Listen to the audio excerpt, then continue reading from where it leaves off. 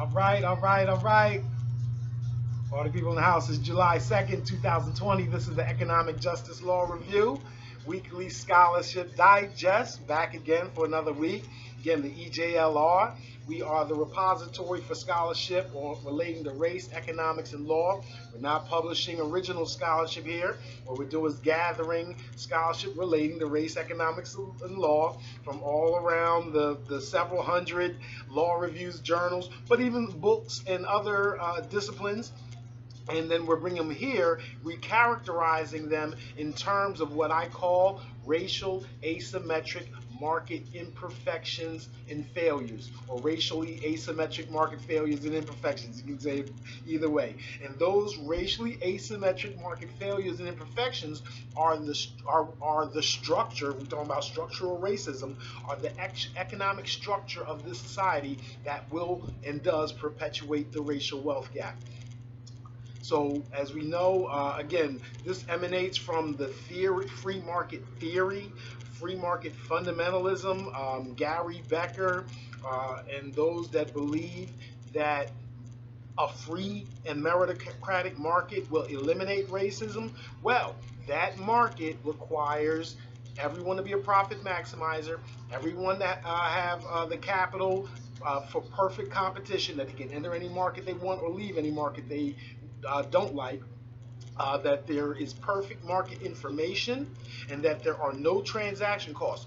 Four free market precepts, four free market assumptions, all of which fail. So if they fail, then Gary Becker's theory can't be true. The market cannot eliminate racism. In fact, it's the opposite. Racism describes why it's not a free market. Right? Racism can be described as racially asymmetric profit maximization. Black folks are encouraged to not even enter the system. Once in the system, there's racially asymmetric market competition. That black folks don't have the capital because of years of what we'll call the black tax. The racial wealth gap is wide. Not just the financial wealth gap, but also the human capital, political capital, social capital gaps are wide. They are racially asymmetric, not just different, not just imbalanced, but also asymmetric. Um, Information. Again, in the in fundamentalist free market theory, there is perfect information, but we know not only is information imperfect. That's the whole point of public schools. That's the whole point of regulatory agencies and laws against fraud, right? To fix the imperfections of the market. However, we know through racial stereotyping, through the school to prison pipeline, that information is also racially asymmetric with respect to information to and about black people. Also, again, taxes. We know taxes are ubiquitous. We also know that the society's externalities, crime, accidents, pollution, not only do they exist, not only is the system or government designed to address these externalities and transaction costs, or even impose those transaction costs, we know that those transaction costs are asymmetrical when it comes to pollution, when it comes to environmental racism, when it comes to the imposition of costs, when it comes to criminal law enforcement, when it comes to the damages of tort. So, all of these dynamics describe an unfree market. It describes a racialized market. It describes a market that is systematically structured to perpetuate racism, structural racism. So, if we're looking for a definition, a quick and dirty definition of what structural racism is, especially as it relates to the racial wealth gap, racially asymmetric market failures and imperfections is our framework. So, with that said, we are now going to discuss, again, 3 articles or papers every single week that have come out in the last week. Some of them talk directly about race and economics in the law. Some we're going to tease out by using this framework. So, the 3 pieces that we're featuring, got some doozies, once again, always. Monica Bell from Yale, on policing and segregation, as what we'll call racially asymmetric market competition. Policing is usually described, or at least I describe, law enforcement usually as racially asymmetric transaction costs. This is a very interesting point about policing and segregation, or residential segregation. All right, this is Monica C. Bell, Anti-Segregation Policing, 95 New York University Law Review 650, 2020. Also, we have Tynera and Fry from St. Thomas in Minnesota, not St. Thomas in Florida, I don't think. Shout out to Tamara Lawson and the whole St. Thomas, Florida crew. But Tynera and Fry are on speaking on collateral consequences and racialized criminal justice. Let me got a mistake in my little writing here. And racialized criminal justice. So this is more directly what we're used to when we're talking about law enforcement and how they are racially asymmetric transaction costs. But again, we can tie also these collateral consequences to racially asymmetric market competition and show you how in just a second. And again, that's Artika, Tynera, and Darlene Fry, Iron Shackles to Invisible Chains, Breaking the Binds of Collateral Consequences. This is in the 49th volume of the University of Baltimore Law Review, page 357, 2020. Last, we have a third. This is a third book, and I didn't pull this from Westlaw or what's the other service? Whatever, Bloomberg. This I found. This I actually got out of my favorite black bookstore, Hakeem. I rep for Hakeem's Bookstore, 210 South 52nd Street in West Philly. So save black bookstores. They have a new book. This is put out by Cam Bowie of Florida A&M, the School of Counseling. Right? So it doesn't have to be economics or law school. School of Counseling, PhD in counseling. And wrote a book on reparations. And of course that relates to racially asymmetric market competition, racially asymmetric profit maximization. This is Hassim Ayeli Kambui, Reparations, the Afrocentric Pan-African Approach, from Tone Books, 2019. So we're going to do just a little bit of review of that, just because again we want to expand this universe. We're doing this outside while we respect the American Association of Law School Institutions and the way in which we built up these ways to teach and present law over the years. We're still going to operate tangentially, maybe not within. We'll be tangential to the system, but it won't be totally within. It won't be, but at the same time, we are free to move without, right?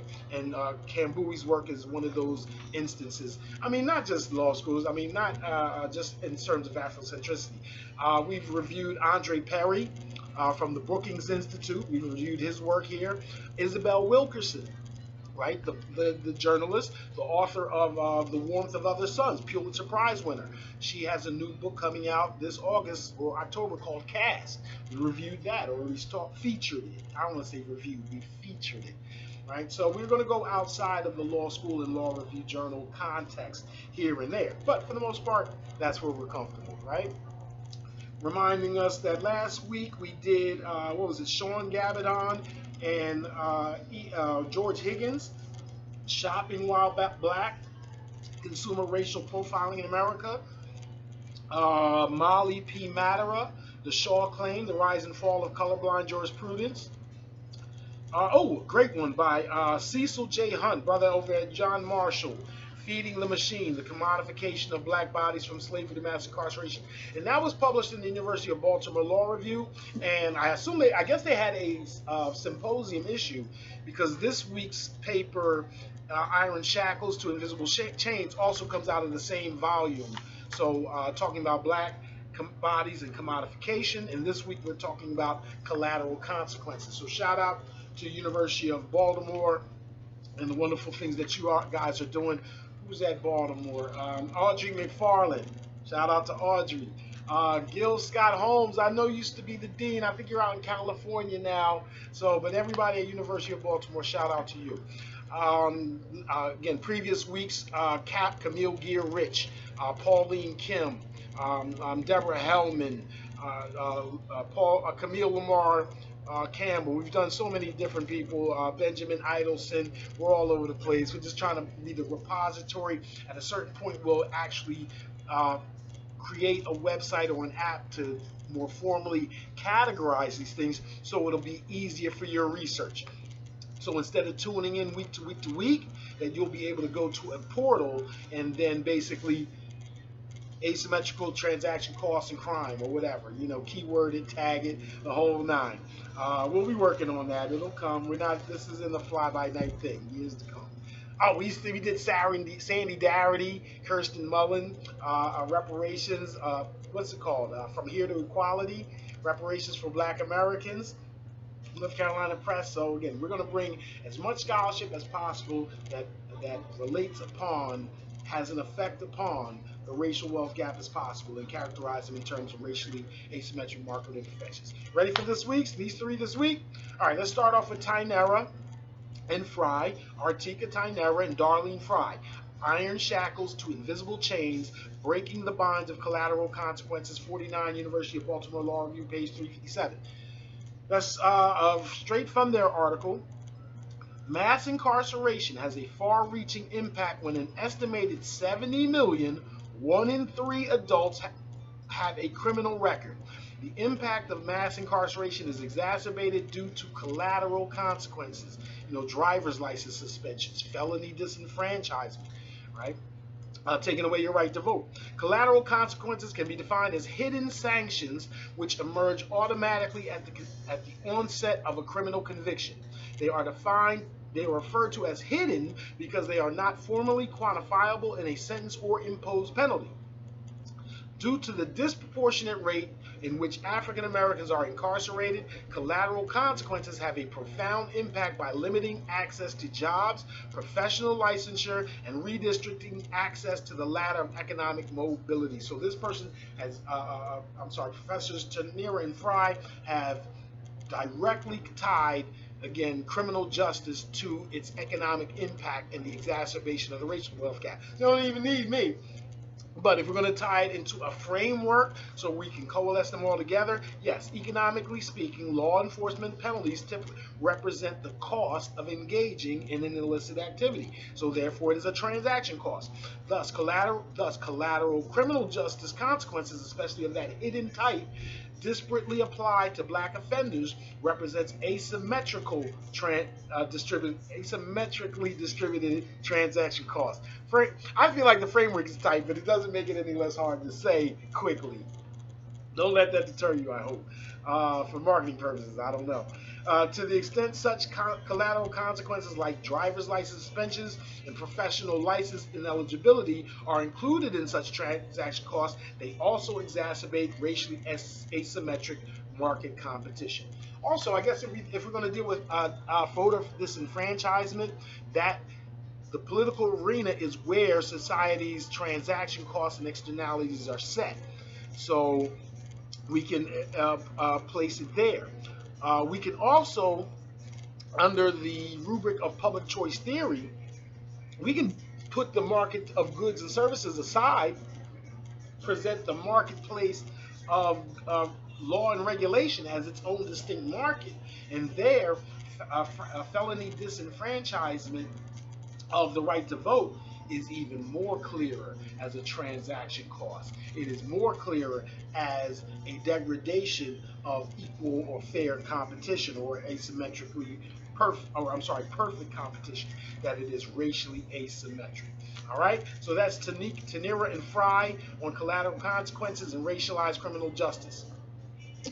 Our second piece, we're going to do that piece on reparations. Kambui on reparations. Hasim Ayeli, Kambui, reparations, the Afrocentric Pan-African approach. And I find this one interesting because it's dealing with reparations, which immediately brings to mind economics, closing the racial wealth gap, perfect competition, etc. But this person is talking about more or less black folks paying reparations to ourselves. And I found this so interesting because one of my partners in crime, Carlton Waterhouse, the Reverend Dr. Carlton P. Waterhouse at Howard University, formerly of Indiana, formerly at FIU, where we worked together.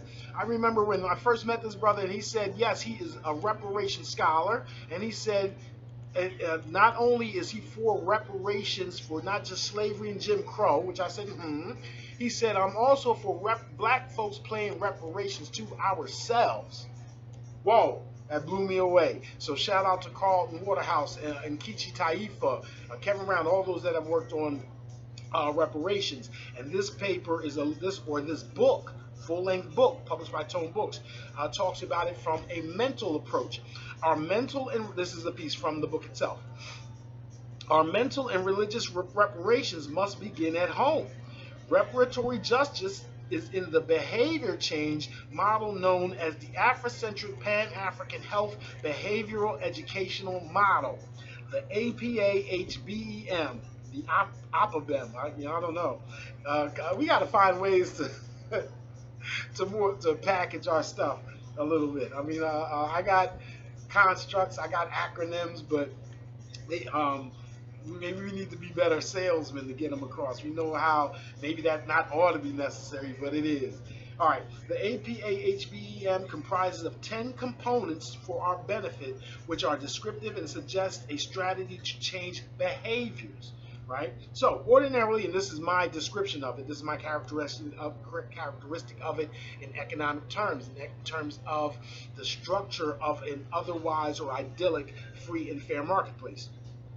Ordinarily, the call for reparations is designed to address the racial wealth gap, otherwise conceived of as racially asymmetric market competition in terms of financial capital. However, self-delivered reparations designed to repair group psychosis extending from enslavement addresses racially asymmetric profit maximization in terms of market irrationality and withdrawal. In other words, black folks, right, can't get right to the extent we are influenced. I'm not going to say whole because that's active. I'm not going to go Kanye on us, but to the extent we are still subject and affected by a slave mentality and the brutality that enforced it. The whole Willie Lynch letter, which is not a true document, but we get the point of the Willie Lynch letter. So our tendency to withdraw from the system or to engage in the system in a very prurient or short-term focused way. YOLO, right? You only live once. Drake, rap music industry. But as much as I say that causes us to withdraw, there are some Afrocentric thinkers who believe withdrawal is actually the end game, is the goal. Right? So if you are a member of MOVE or other or communistic or other hyper collective or communal organizations, you may think that complete market withdrawal is necessary instead of negative. So I really find the call for reparations interesting in respect of what is it we're asking for and what is the end game? What is your ultimate goal? Is it, well, I'll leave that alone. I'll talk about it in economic terms before I start talking about it in terms of objectives as far as the black community. Let's just assume that part of it, if not the whole, is to address the racial wealth gap and to make things fairer going forward. Or, I'm sorry, fair going forward, right? It's interesting how we only look for things to be fairer instead of fair. That kind of Afro-pessimism that Frank Wilderson talks about. I digress. Voter suppression can be reflected economically in terms of the unnecessary formal and informal of poll taxes or asymmetric transaction costs. So respect to public choice theory. I'm sorry, this is the wrong write-up. Oh, this is embarrassing. Anyway, so we know that when it comes to reparations, it is generally spoken of to close the. Oh, I just talked about sex, so I didn't embrace that. Right. So Afrocentric thinkers argue that complete market withdrawal is necessary instead of negative. I just wasted your last 2 minutes. So let's talk about the feature. I did the theme is to announce the thing, talk about what they said, and then the characterization, and then I tried to do the characterization twice. All right. Our last piece is, I guess, in our featured piece, maybe because the person's at Yale, I got to get out of that hierarchy, but we'll use it for now. I was not aware. I think I've read one of her pieces, but I'm not always familiar with who the brothers and sisters are that are teaching at the Ivy League institutions. Perhaps we should do more to engage with our quote-unquote talented 10, and maybe they should do a little more to engage with us at the People of Color conferences, right? Come together. Brother Jamal Green, how come we have not shaken hands yet? It's my fault. It's your fault. Let's get it together. Anyway, uh, Monica C. Bell, Anti-Segregation Policing, in the 95th volume of the NYU Law Review, page 650, 2020. This is her words. Conversations about police reform in lawmaking and legal scholarship typically take a narrow view of the multiple, complex roles that policing plays in American society, focusing primarily on their techniques of crime control. This examines the role, among other things, examines the role of policing in the daily maintenance of racial residential segregation, one of the central strategies of American racial inequality.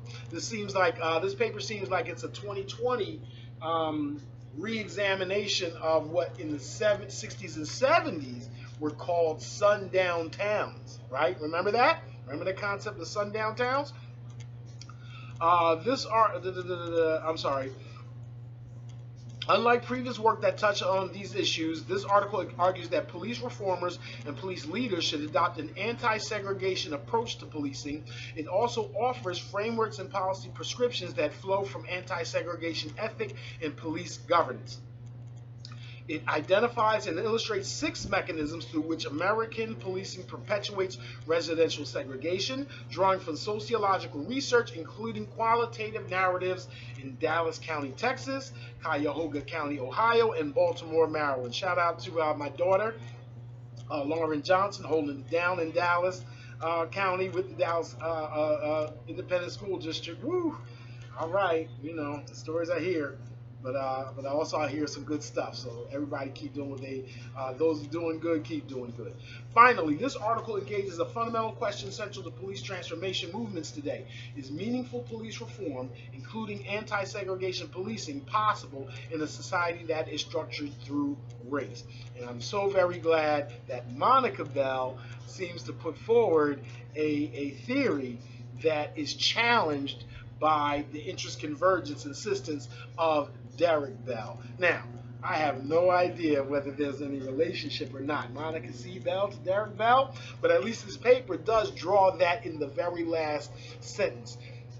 Is meaningful police reform, including anti-segregation policing, possible in a society that is structured through race, or more specifically, one in which, as Derek Bell said, the advancement of civil rights requires it to also be in the interest of elite whites. Now, I argue that it is possible because the reduction in the police force, if that is necessarily positive, which it doesn't have to be, but I think it is in this instance, saves white people on their taxes, reduces, right? Again, reducing public education used to be thought to be something that was taboo or off the table, and we see that public safety or the police also find themselves, because of large pensions, because people don't want to pay their taxes, right? If taxes are the dues you pay for a civilized society, then we've seen that wealthy people have refused to pay taxes over this last 40 years, and society has gotten predictably more uncivilized. Right? It's not that hard. All right. So now, from an economic characterization, or how it denigrates the free market, or how it addresses or tries to create a more free and meritocratic market, racial residential segregation represents racially asymmetric market competition, both in terms of relatively lower investment yields in real estate, see Dorothy Brown in the paper she relies on, as well as reduced opportunities to increase human capital through home ownership. Advocates of buying the block, however, contend that greater black unification reduces the racial political capital gap, right? So when we talk about residential racial segregation, we have on the one instance the insistence that it is always bad, that separation of white and black is indignifying, stigmatizing to black folks. On the other hand, we have the argument of those who, even if you don't deny the benefits of greater movement, of greater access, of desegregation and integration, however, there can still be room for the lamentation of black political capital that occurred through more insular union amongst us, and especially with those with greater human capital, right? There's always the discussion of doctors and lawyers living on the same block as the garbage man and the hustler.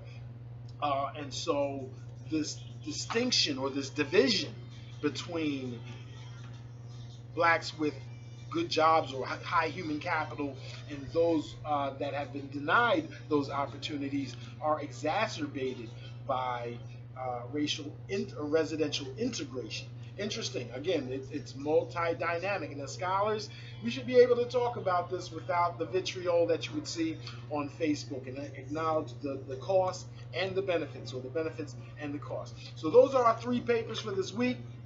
Monica Bell's Anti-Segregation Policy, Tynera and Fry, Iron Shackles to Invisible Chains, and then also Professor Asim Ayeli Kambui from Florida A&M on reparations, the Afrocentric Pan-African approach. We will be back with you next week. The Economic Justice Law Review Weekly Scholarship Digest. I am your host, Andre Smith. Cash rules. Everything around me. Cream, get the money. All right, we'll talk to you next week.